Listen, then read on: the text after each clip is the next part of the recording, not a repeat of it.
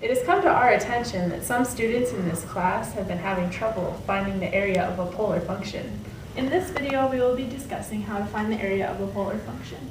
On a polar graph, you always use the coordinates r, theta, where r is the distance from the pole, which is right there, which is kind of like the origin on a Cartesian graph, and theta is the angle traveled around. The typical area formula for a polar equation is area equals 1/2 the integral from alpha to beta of r squared d theta. One of the trickiest parts about how to find the area of a polar function is how to find the parameters. And so when you're trying to find the parameters, you're looking for an interval of angles that includes all the desired area.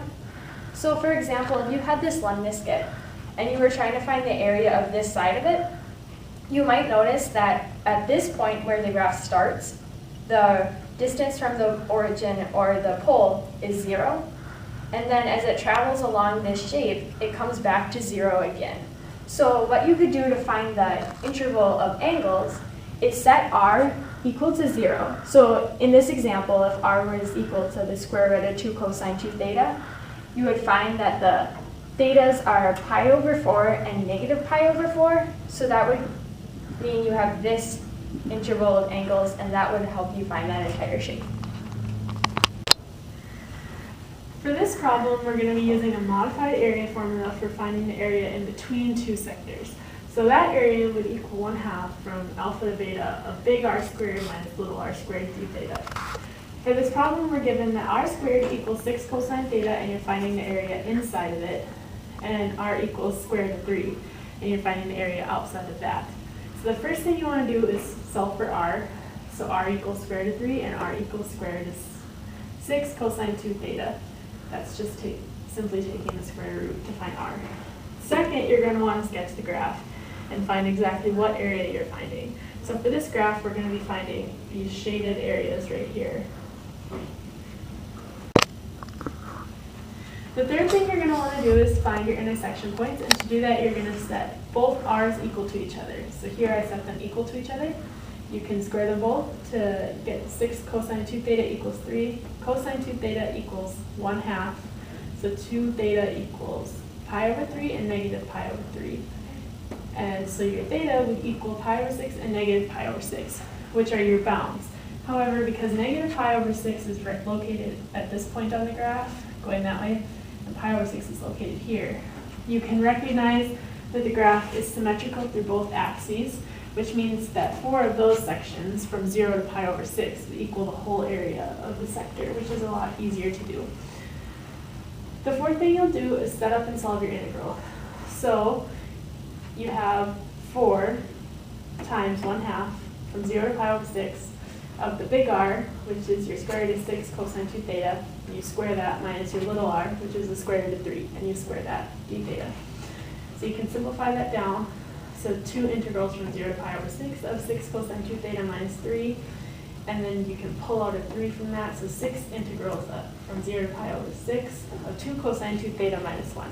Then you simply take the integral, which would end up being sine 2 theta minus theta from 0 to pi over 6, multiplied by 6, to get the square root of 3 over 2 minus pi over 6, and then minus 0, because sine of 0 is 0. And you multiply that by 6 to get the 3 square roots of 3 minus pi.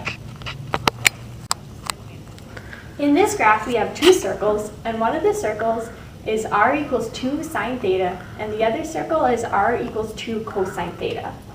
The first thing that we're going to do is try to find the parameters. So to do that, we can just set the functions equal to one another, and you'll see that theta equals pi over 4. So that means that this intersection right here is pi over 4. The next thing that we're going to do is divide the area into 2 portions. One of those portions is going to be the sine graph, r equals 2 sine theta. And you can set that from 0 to pi over 4 to find this area right here. And then the next portion of the graph is going to be the 2 cosine theta. And you can set that from pi over 4 to pi over 2 to find this area right here.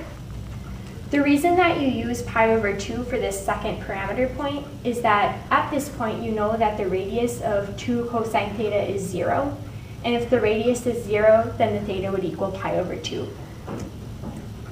For the last part of this problem, you're actually going to find the area. And to do that, you can use the equation area equals 1/2 from alpha to beta r squared. So we're going to set this into the two sections again. And you can set from 0 to pi over 4 with the 2 sine theta squared for one of them. And then for the other one, you can use from pi over 4 to pi over 2, 2 cosine theta squared. However, there's actually an easier way to do this, and that involves making the assumption that both parts of these area are equivalent to one another. So you can actually just find one of them and multiply them by 2. And that's what we're going to do right here. So I just chose to use the 2 sine theta equation, and I solved the integral by using the power reducing formula of sine squared u equals 1 minus cosine 2u over 2. And for the integral, I got pi over 4 minus 1/2, and then I had to multiply that by 2 to get this part of the area as well. And so my final answer is pi over 2 minus 1.